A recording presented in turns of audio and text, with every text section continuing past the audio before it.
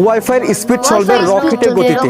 যদি আপনার wifi speed কম হয়, যে পরিমাণ ওয়াইফাই স্পিড পাওয়ার কথা সেই পরিমাণ না পান, আজকের ভিডিওটি সম্পূর্ণ দেখে এই 7টা সিরিজ করে রাখুন।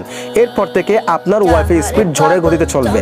এই কাজগুলো কিভাবে করবেন আপনাদেরকে দেখিয়ে দিচ্ছি। অবশ্যই পেজটিকে ফলো করে রাখবেন, ভিডিওটি শেয়ার করে দিয়ে অন্যকে দেখার সুযোগ করে দিবেন। এজন্য আপনারা চলে যাবেন আপনাদের ফোনের সেটিংসে যাওয়ার পর এখান থেকে অ্যাবাউট ফোন এই অপশনটাকে খুঁজে নেবেন। দেন এখান থেকে অ্যাবাউট ফোন এই অপশনে ক্লিক করে দিবেন। এরপর এখান থেকে ওএস ভার্সন এই অপশন আপনারা 7বার ক্লিক করবেন। আর যাদের ওএস ভার্সন থাকবে না তাদের এখানে বিল নাম্বার থাকবে, ওই অপশনে 7বার ক্লিক করলে আপনার ফোনের ডেভেলপ অপশনটা অন হয়ে যাবে।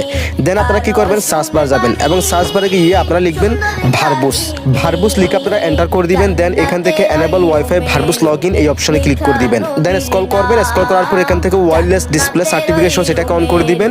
এনেবল ওয়াইফাই ভার্বুস লগইন এটাকে অন করে দিবেন। ওয়াইফাই স্ক্যান থ্রোটলিং এটাকে অন করে দিবেন। দেন একইভাবে এখান থেকে এই অপশনটাকে অন করে দিবেন। আপনি যদি এখানে এসে এই 4টা অপশন অন করতে পারেন, এরপর থেকে আপনার ফোনের ওয়াইফাই স্পিড